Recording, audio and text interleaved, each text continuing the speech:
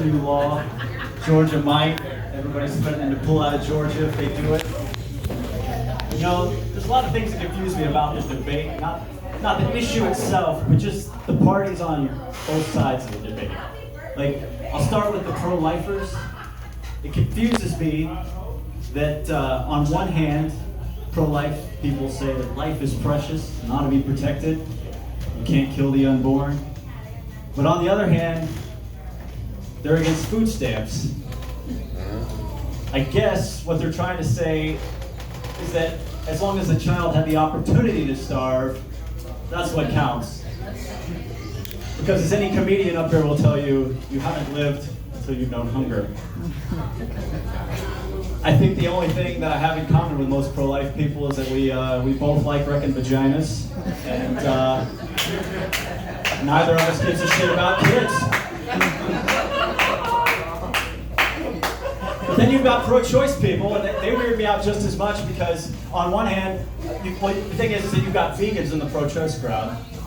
Let that sink in. Because on one hand, life is precious and ought to be protected. Don't eat fucking cows. On the other hand, killing a baby is just fucking fine. You see, I like consistency. I eat steak, and I think you should get all the abortions you want. I don't think we have enough abortions in this country because I meet people every fucking day that I think should have been aborted. Myself included, so if you're not laughing, blame my parents. They should have fucking aborted. God damn. I'm so pro-choice, I believe in after-term abortion. Meaning, if you have the kid and then change your mind and it's just a pain in the fucking ass, and you want to leave it on the side of a hill and let the ants get it, that's really nobody's goddamn business. It's not. Like, you're not even in kindergarten yet. There's nobody's gonna call looking for this kid. I mean, his grandmother might. You just be like, sorry, it didn't work out. We're gonna have another one later. But I actually think that it's a lifelong right, and sometimes even a duty of parents to kill their kids. And I'll give you an example of exactly what I'm talking about. Like, let's say that, you know, you're just hanging out in your house. You got a 15-year-old son named Jeremy, and you're like watching TV, and then you get up and you start straightening things up, and you notice that, you know, Jeremy left like his baseball glove out on the coffee table. And I'm like, no, go put this in Jeremy's room. And you go in there, and you just notice when you're putting it on his desk that his like laptop is open, and there's like a Microsoft Word document. Your eyes just out of a glimpse. You're not stupid, but you just catch some shit that looks disturbing, and you start reading, and then you can't stop reading. And then it turns out that young Jeremy has written like a 42-page manifesto in which he's, you know, glorifying everybody from the Columbine shooters to Adolf Hitler to Ed Sheeran because he's the fucking worst. Ed Sheeran.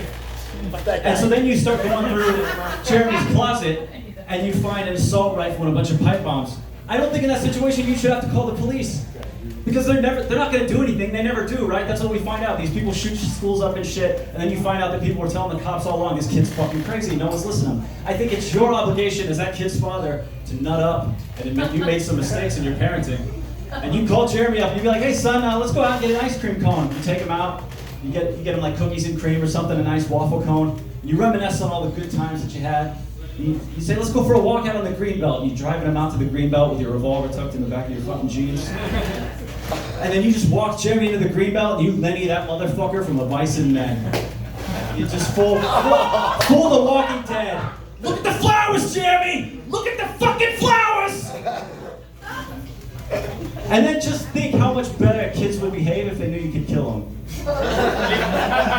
Because my parents used to tell me all the fucking time, like, you know, I brought you into this world, I can take you out of it. But in my mind, I was like, man, that's not true, that's murder, you'll go to jail. But if it was true, like you'd be in the park, and your kid's running around like pulling girls' hair and spitting on people, and you're like, Tyler, come here, bro.